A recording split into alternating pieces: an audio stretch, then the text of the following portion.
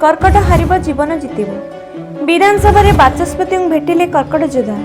कर्कट योद्धांकर सुस्थ और निरामय जीवन कामना कले बाचस्पति। गोलाप फूल को स्नेह और प्रेमर प्रतीक भाव धरा जाए। कैंसर परी एक मारात्मक व्याधि सह लड़ुवा रोगी को गोलाप फूलटे दे सेमानक मनोबल वृद्धि करने सह जीवन प्रति नूतन आशा संचार करने उद्देश्य रे प्रतिवर्ष सेप्टेम्बर 22 तारिख को विश्व गोलाप दिवस भाव पालन करा जाए।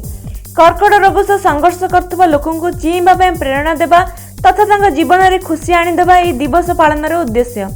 यही परिप्रेक्षी में आवाकेन ट्रस्ट पक्षर स्वागतिक आचार्य प्रयास रे कर्कट रोग सह लड़ी से मुक्त होता कर्कट योद्धा विधानसभा बाचस्पति श्रीमती सुरमा पाणी को भेटिले। मान्यवर बाचस्पति सेमान गोलापुच्छ प्रदान करी सेमानकर दृढ़ मनोबल भूयसी प्रशंसा करने सह सुस्थ और निरामय जीवन कामना करथिले। एही अवसर में उपबाचस्पति श्री भवानी शंकर भोई, स्वास्थ्य और परिवार कल्याण मंत्री डॉक्टर मुकेश महालिंग, ग्राम्य उन्नयन पंचायतराज और पानीय जल मंत्री श्री रविनारायण नायक, विधायक श्री इराशिष आचार्य और श्री बाबू सिंह, विधानसभा सचिव श्री सत्यव्रत राउत प्रमुख उपस्थित रही कर्कट योद्धा मानकर मनोबल वृद्धि करने सह एही यात्रा रे लड़ाई जारी रखिया उत्साहित करथिले।